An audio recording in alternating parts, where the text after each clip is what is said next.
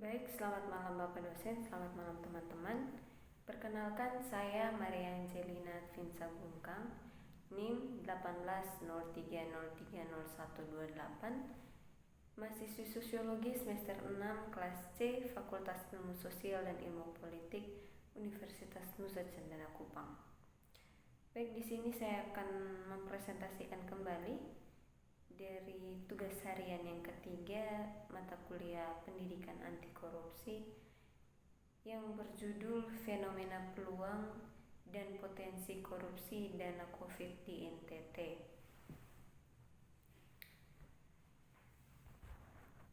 Baik, latar belakang virus corona atau COVID-19. Kasusnya dimulai dengan pneumonia atau radang paru-paru misterius pada Desember 2019. Kasus ini diduga berkaitan dengan pasar hewan Huanan di Wuhan yang menjual berbagai jenis daging binatang, termasuk yang tidak biasa dikonsumsi, misalnya ular, kelelawar, dan berbagai jenis tikus. Kasus infeksi pneumonia misterius ini memang banyak ditemukan di pasar hewan tersebut. Virus corona atau COVID-19 diduga dibawa kelelawar dan hewan lain yang dimakan manusia hingga terjadi penularan. Coronavirus sebetulnya tidak asing dalam dunia kesehatan hewan, tapi hanya beberapa jenis yang mampu menginfeksi manusia hingga menjadi penyakit radang paru-paru. Sebelum COVID-19 mewabah, dunia ini sempat heboh dengan SARS atau MERS yang juga berkaitan dengan virus corona. Dengan latar belakang tersebut, virus corona bukan kali ini saja membuat warga dunia panik. Memiliki gejala yang sama-sama mirip flu, virus corona berkembang cepat hingga mengakibatkan infeksi lebih parah dan gagal organ. Kelelawar, ular, dan berbagai hewan eksotis lain hingga kini masih dianggap sebagai vektor virus corona atau COVID-19. Terlepas dari benar tidaknya informasi tersebut, COVID-19 membuktikan diri mampu menular antar manusia. Penularan sangat cepat hingga Organisasi Kesehatan Dunia (WHO) menetapkan pandemi virus corona atau COVID-19 pada tanggal 11 Maret tahun 2020. Pandemi atau epidemi global mengidentifikasikan infeksi COVID-19 yang sangat cepat hingga hampir tak ada negara atau wilayah di dunia yang absen dari virus corona. Peningkatan jumlah kasus terjadi dalam waktu singkat hingga butuh penanganan secepatnya. Sayangnya, hingga kini belum ada obat spesifik untuk menangani kasus infeksi virus corona atau COVID-19. WHO menyatakan saat ini Eropa telah menjadi pusat pandemi virus corona secara global. Eropa memiliki lebih banyak kasus dan kematian akibat COVID-19 dibanding Cina. Jumlah total kasus sedikitnya 123 negara dan wilayah.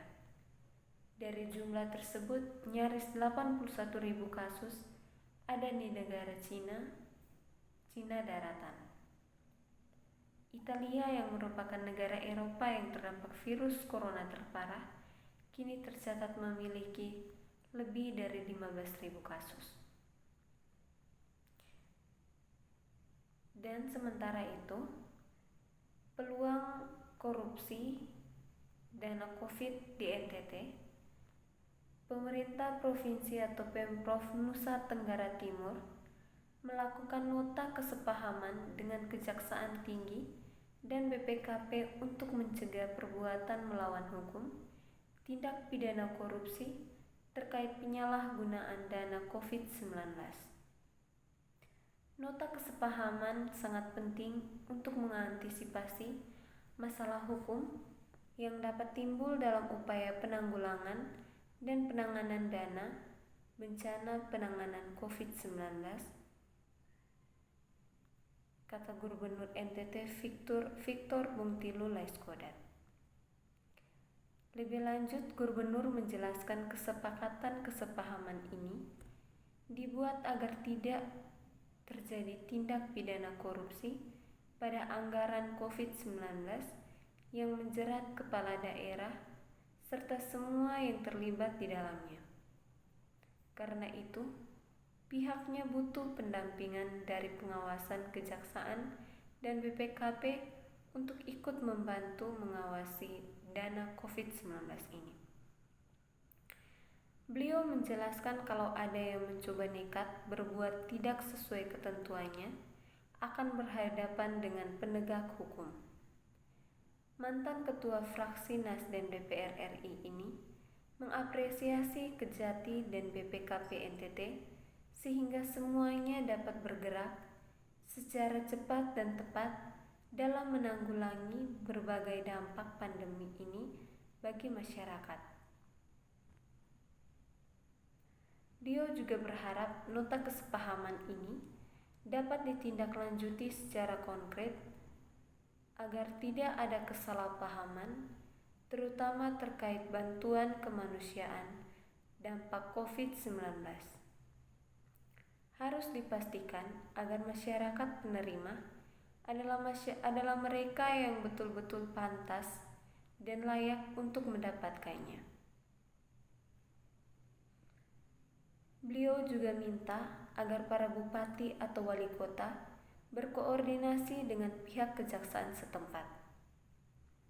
Pihak kejaksaan juga diminta untuk dapat melakukan pendampingan secara serius. Jangan tunggu ada masalah baru lakukan tindakan. Dari awal, kita sudah lakukan hal ini untuk upaya preventif. Harus diingat, banyak masyarakat sudah menderita, jangan buat tambah penderitaan mereka. Jangan persulit dengan persoalan. Kalau ada yang niat untuk mencuri atau korupsi, itu sudah keterlaluan sekali. Tapi saya yakin kita tidak ada niat seperti itu. Sementara itu, Kepala Biro Hukum Setda NTT dalam laporannya mengungkapkan nota kesepahaman bersama ini merupakan wujud dari komitmen bersama untuk melakukan upaya preventif agar menghindari tindakan KKN dalam penggunaan dana COVID-19 dari APD provinsi dan kabupaten atau kota. Ini juga bisa menjadi acuan bagi gugus tugas di tingkat provinsi maupun kabupaten kota, terutama dalam pengadaan barang dan jasa. Ini jadi pedoman kerjasama dalam mengoptimalkan pelaksanaan tugas masing-masing pihak, juga sebagai untuk efektivitas atau akuntabilitas penanggulangan dan pencegahan COVID-19 di NTT sehingga diperoleh hasil ideal bagi masyarakat sesuai ketentuan perundang-undangan. Sekian presentasi dari saya. Selamat malam dan terima kasih.